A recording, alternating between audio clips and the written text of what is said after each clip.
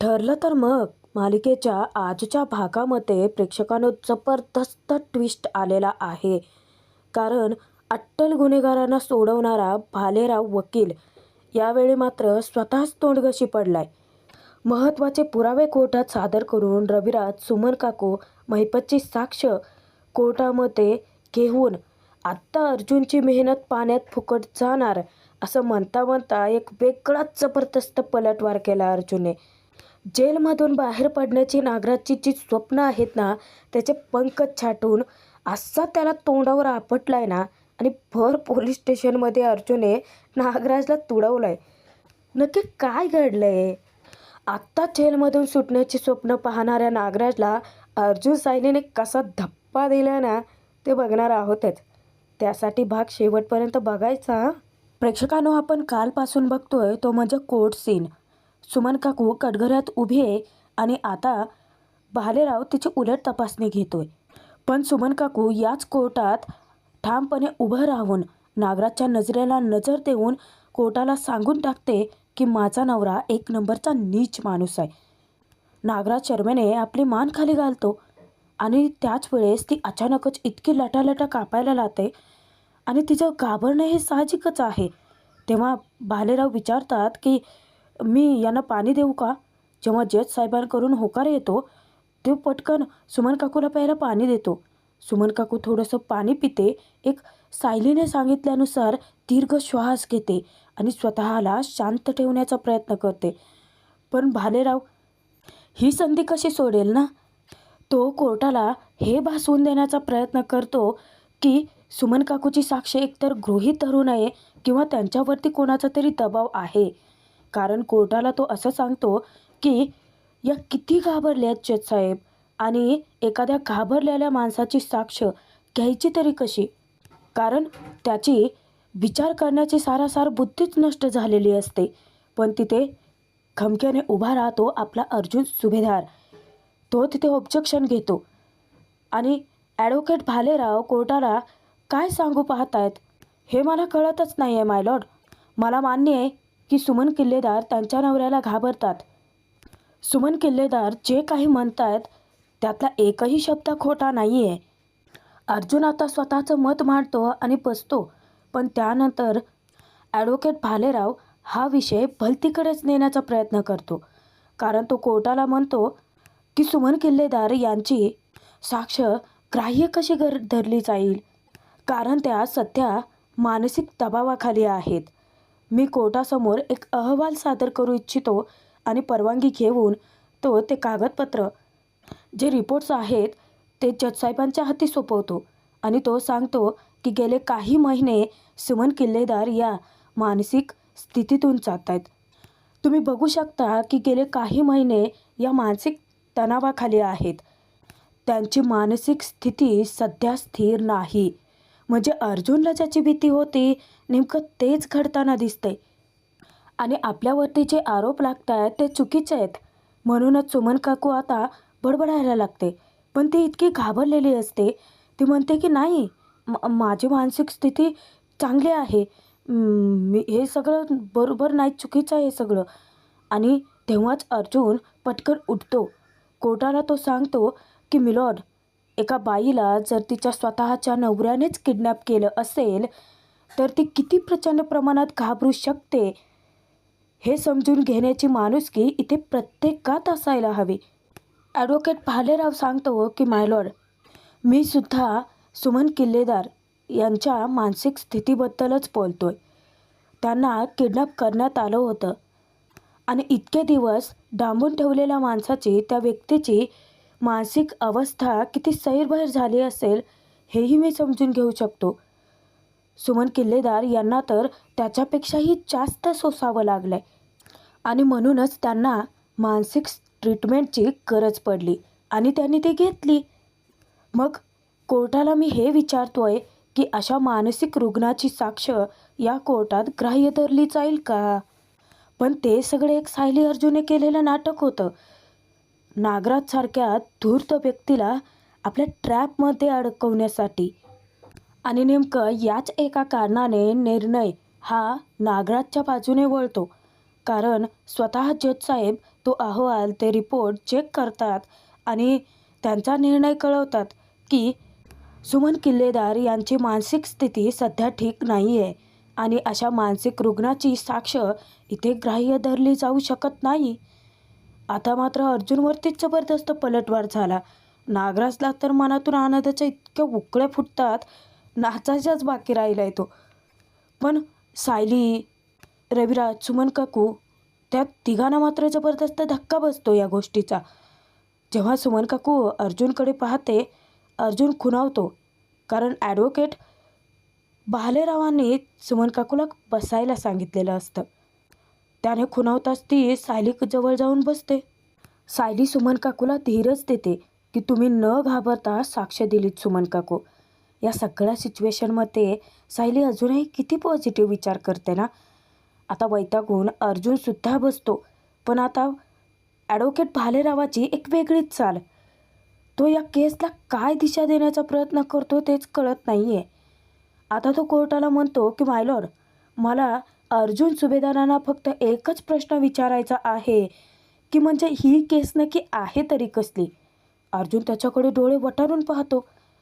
नाही म्हणजे सुमन किल्लेदार यांच्या किडनॅपिंगची की 22 वर्षापूर्वी घडलेल्या अपघाताच्या कथित कटाची. कारण 22 वर्षापूर्वी जो अपघात झाला त्या अपघातात 3 माणसं होती त्या गाडीमध्ये, पण त्यांना काहीही झालेलं नाही आहे. ते व्यवस्थित सुखरूपच आहेत. मग नागराज किल्लेदारांवरती असे आरोप का? आता अर्जुनला उत्तर देणं सगळ्यांनाच अपेक्षित वाटतं, म्हणजे कोर्टाला सुद्धा बरं का. आणि अर्जुन जेव्हा उत्तर द्यायला उभारतो, पण त्याच वेळेस रविराज स्वतः पुढाकार घेतात. ते जज साहेबांची परवानगी मागतात की त्यांना महत्त्वाचं काहीतरी बोलायचं आहे. अर्जुन बसतो आणि रविराज आता आर्ग्युमेंट करतात. रविराज कोर्टाला सांगतात की ही केस 22 वर्षापूर्वी किडनॅपिंगची किंवा किरकोळ कारस्थानाची केस नाही आहे. ही गेली 22 वर्ष केली जात असलेल्या फसवणुकीची केस आहे. गेली 22 वर्ष माझ्या कुटुंबाच्या मानसिक छळाची केस आहे. याच नागराज किल्लेदारामुळे माझी बायको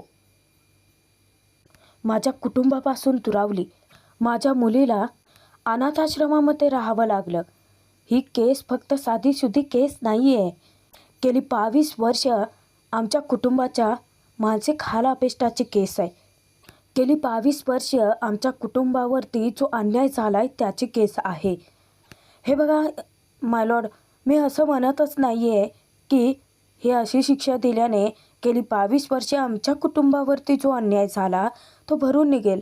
पण माझा हा सक्का भाऊ नागराज किल्लेदार, जर याला थोडीशी जरी शिक्षा झाली तरीसुद्धा आम्हाला थोडा न्याय मिळाल्यासारखं होईल. म्हणून माझी कोर्टाला विनंती आहे. पण नागराजचे एक्सप्रेशन बघताना प्रेक्षकांना तुम्ही, म्हणजे तो निडरपणे तिथे उभा आहे. असं दाखवतोय की जसं काही केलंच नाही आहे. त्याला कसलीच भीती राहिलेली नाही आहे. पण इकडे धूर्त प्रियाचे धाबे मात्र दणाणलेत. इतकी पॅनिक झाले, इतकी मनातून ढासळले नाही, म्हणजे भीती वाट राहिली आहे हिला. थोडंसं पाणी पिऊन शांत होते आणि नंतर बडबडत राहते की एकदाचं 22 वर्षापूर्वी त्या किल्लेदाराला मारायचा कट या नागोबानेच रचला होता हे सिद्ध होऊ देत. म्हणजे तो महिपत आणि हा नागोबा दोघेही जातील खडी फोडायला आणि निदान मला मोकळा श्वास घ्यायला तरी वेळ मिळेल. बघूयात आता या प्रियाची प्रार्थना फळाला येते की नाही ते. हात जोडून प्रिया देवाकडे प्रार्थना करते की मी आजपर्यंत तुझ्याकडे काही मागितलेलं नाही आहे आणि जरी मागितलं तरी ते तू कधी दिलेलं नाही आहे. पण माझी ही इच्छा आज प्लीज पूर्ण कर. नाही म्हणजे एरवी प्रिया शातीरपणानेच वागते, पण सध्या बहुतेक ती ना मूर्खपणानेच वागते. कारण देव प्रियाचं कसं ऐकेल. प्रियाचं जाऊ देत मरू देत, प्रियाचं काय रोजचंच चाललेलं आहे आणि तिची प्रार्थनाही काही फळाला येणार नाही आहे. आपण इकडे कोर्ट सीनकडे वळूयात आता. म्हणजे आता पुढे त्यांनी दाखवले अर्जुन कोर्टाकडे रविराजांना कटघरात बोलवण्याची विनंती करतो. जेव्हा रविराज आपला कोर्टाचा काळा कोट उतरवून कटघरात येऊन उभारतात तेव्हा पहिला प्रश्न अर्जुन त्यांना विचारतो की ॲडव्होकेट रविराज किल्लेदार, नागराज किल्लेदारांशी या अपघाताबद्दल तुमचं बोलणं कधी झालं होतं का?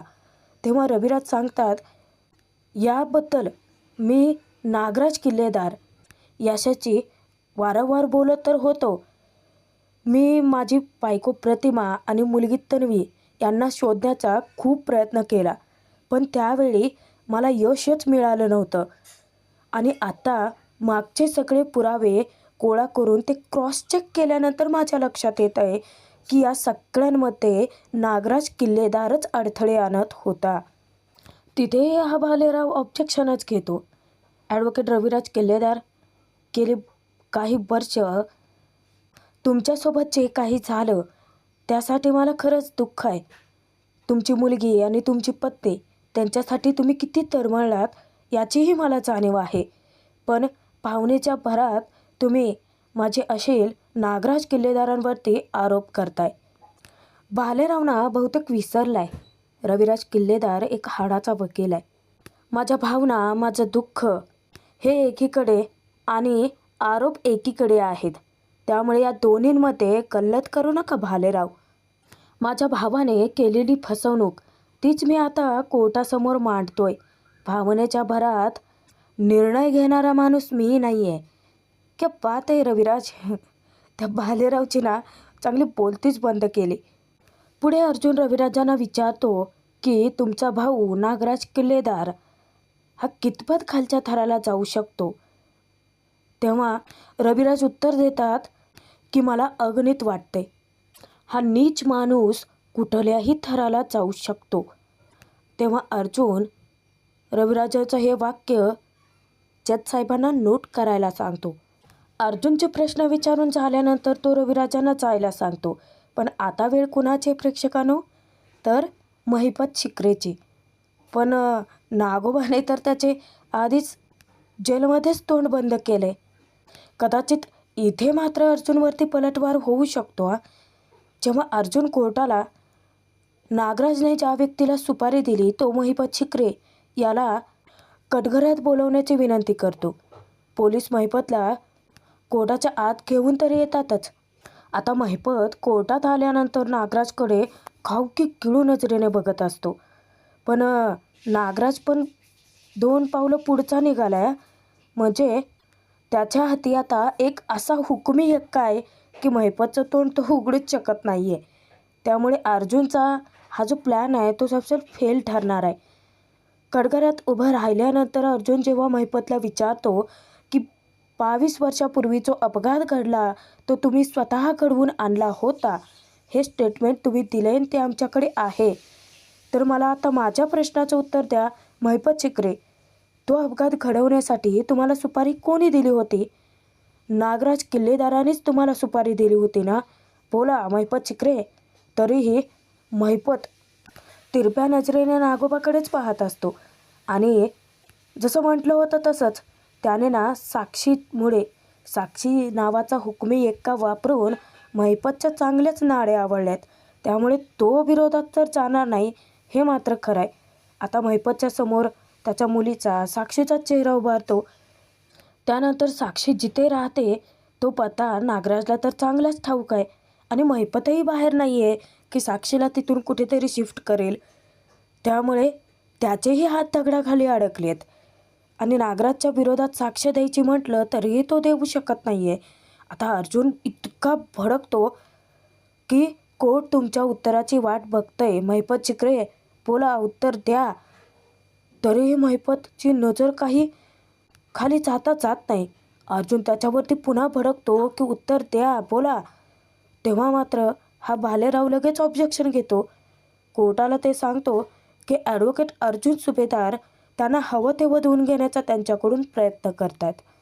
महिपत शिकरेने त्यांच्या स्टेटमेंटमध्ये एकदाही असं सांगितलेलं नाही आहे की त्यांना नागराज किल्लेदारानेच सुपारी दिली होती. तेव्हा अर्जुनही मोठ्याने ओरडतो की त्यांनी असंही मान्य केलेलं नाही आहे अजून की नागराज किल्लेदारानेच त्यांना सुपारी दिली होती. शेवटी जज साहेब महिपत शिकरेला विचारतात की तुम्हाला काही बोलायचं आहे? इतका गपगार आहे ना, जराही तोंडातून चकार शब्द तर काढतच नाही आहे. फक्त तो मानेने नकार देतो.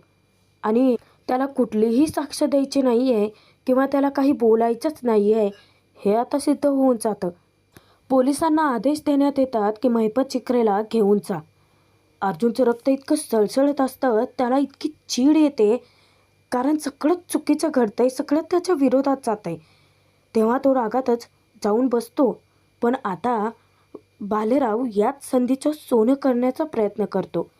कोर्टाला तो हे सांगतो की नागराज किल्लेदारांवरती जे आरोप लागले आहेत खुनाचे ते तरी सिद्ध झालेले नाही आहेत, त्यामुळे आपण कोर्टाचा वेळ का वाया घालवायचा. आणि तो ही सुद्धा विनंती करतो की नागराजला बेल देण्यात यावी. पण त्याच वेळेस अर्जुन पुन्हा ऑब्जेक्शन घेतो. कोर्टाला तो हे सांगतो की त्याचे पुरावे अजूनही संपलेले नाही आहेत.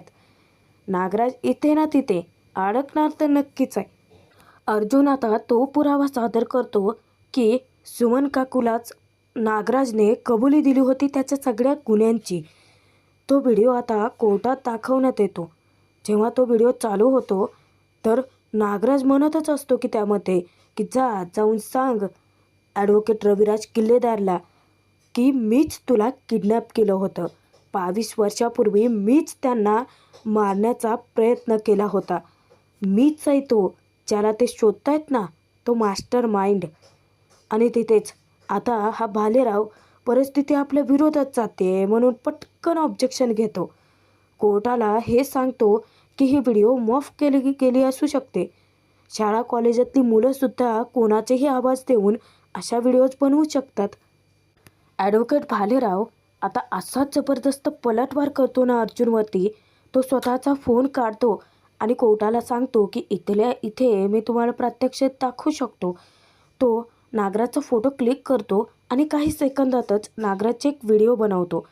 आता स्वतःचाच फोन तो जज साहेबांच्या हाती टेकवतो. त्यामध्ये नागराजचा आता इथल्या इथे फोटोशूट करून त्याने कशी एक व्हिडिओ बनवली ज्यात नागराज स्वतः ते गुन्हे कबूल करतोय.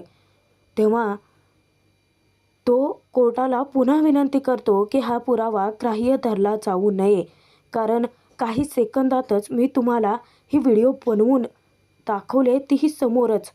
मग ही व्हिडिओसुद्धा टेक्नॉलॉजीने बनवली गेलेली असू शकते. चाल अर्जुन सुभेदार आणि रविराज किल्लेदार यांची मेहनत सगळी पाण्यात गेली आणि नेमकं तेच होतं ज्याची सुभेदार किंवा किल्लेदार फॅमिलीने अपेक्षाही केलेली नव्हती. आता जज साहेब त्यांचा निर्णय ऐकवतात की हा अंतिम पुरावा म्हणून ग्राह्य धरला जाऊ शकत नाही. त्यामुळे कोणतेही आरोप सिद्ध न झाल्यामुळे नागराज किल्लेदार जास्त काळ आता जेलमध्ये नाही राहू शकत. त्यांना बेल मिळणारच आहे. नागराजला बेल मिळणार असते म्हणून तो इतका खुश होतो. शेवटी त्याला आणून जेव्हा जेलमध्येच टाकलं जातं तेव्हा महिपत त्याला विचारतो, का रे नाग्या, तू तर लय हसत हसत गेला होता बाहेर जामीन मिळेल म्हणून. भालेराव काय उपयोगी पडला नाही वाटतं, खाल्ली की नाही माती. तेव्हा नागराज हसतच म्हणतो की हां, खाल्ली की माती, पतापत माती खाल्ली, पण मी नाही हा, तू खाल्ली आहेस माती. काय म्हणला होतास की आता आयुष्यभर इथे जेलमध्येच चढशील. महिपत, आता चाललो मी बाहेर. महिपत विचारतो की बाहेर जायचं आहे, मग पुन्हा इथे कशाला आलायस. तेव्हा नागराज सांगतो की हां, कोर्टाने तसा जवळजवळ निर्णय कळवलाच आहे की नागराज किल्लेदार यांना जेलमध्ये ठेवण्यासाठीचं सबळ कोणतंही ठोस कारण नाही आहे. त्यामुळे मला उद्या मिळेल बेल. नागराजचं बोलणं ऐकूनच महिपतची तळपायाच्या मस्तकात जाते. आता कोर्टाच्या बाहेर सर्वच जण थांबून एकमेकांशी बोलत असतात. अर्जुन नाराजी व्यक्त करतो. नागराज काकाला वकील कोण मिळाला, तर हा भालेराव. रविराज सांगतात की हा भालेराव म्हणजे ना आपल्या प्रोफेशनला लागलेला एक डाग आहे.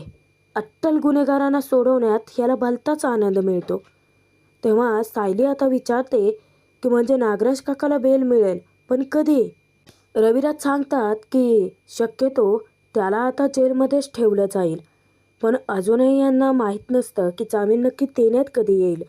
कारण त्यांनी फक्त असं सांगितले कोर्टाने की नागराजला जेलमध्ये ठेवावं असं कोणतंही सबळ कारण नाही आहे, कारण त्याच्यावरती आरोपच सिद्ध झालेले नाही आहेत. अर्जुन तर इतका भडकलेला असतो, पण सुमन काकू प्रचंड घाबरून जाते. म्हणजे पुन्हा मोकाट फिरणार, मला पुन्हा घाबरवणार, पुन्हा धमकवणार. सायली समजूत घालते की सुमन काकू आम्ही आहोत. अर्जुनही सांगतो की आम्ही तुम्हाला काहीही होऊ देणार नाही आहोत. चैतन्यही समजूत घालतो सुमन काकू आणि कोर्टाचा फायनल निर्णय उद्या कळणार आहे, त्यामुळे नागराज काकांना कदाचित जामीनही नाही मिळू शकत. प्रेक्षकांनो, भाग आत्ता जरी इथे संपत असला तरीही पुढे मोठा ट्विस्ट आला आहे. कारण दुसऱ्या दिवशी आता आपल्याला जामीन मिळणार म्हणून हवेत उडणाऱ्या त्याच नागराजला अर्जुन असा काही आपटतो. कारण जामिनाची सगळी प्रोसिजर चालू असतानाच अर्जुन येऊन नागराजच्या पेकाडात लाथ घालतो. तेव्हा भालेराव आता त्याला खडसावतो, पण अर्जुन धमकावतो की 22 वर्षापूर्वीच्या त्या गुन्ह्यातून तुझी सुटका झाली असेल, पण आता कशी होईल. इतक्यातच तिथे प्रतिमा, सुमन काकू आणि सायलीची एंट्री होते. सायलीसुद्धा सांगते की नागराज काका, 22 वर्षापूर्वीच्या त्या अपघाताच्या गुन्ह्यातून तुमची मुक्तता झाली असेल, पण घरगुती हिंसाचाराच्या आरोपातून कशी होईल. म्हणजे नागराज जेलमधून बाहेर पडण्याची जी स्वप्न होती ना त्याची, त्या स्वप्नाचे पंखच यांनी छाटलेत. म्हणजे महिपत आता याच्यावर हसायला मोकळा. पण आता याच नागराजवरचे आरोप कसे सिद्ध होत आहेत, अर्जुन साक्षीपर्यंत कसा पोहोचतोय आणि या सगळ्याचा पाठपुरावा करता करता प्रियाचं सगळं पितळ कसं उघडं पडतं आहे पाहणं मनोरंजकच ठरणार आहे. आणि तेच सगळं पाहण्यासाठी चॅनलला सबस्क्राईब करा, कारण इथे फक्त खरे भाग दाखवले जातात.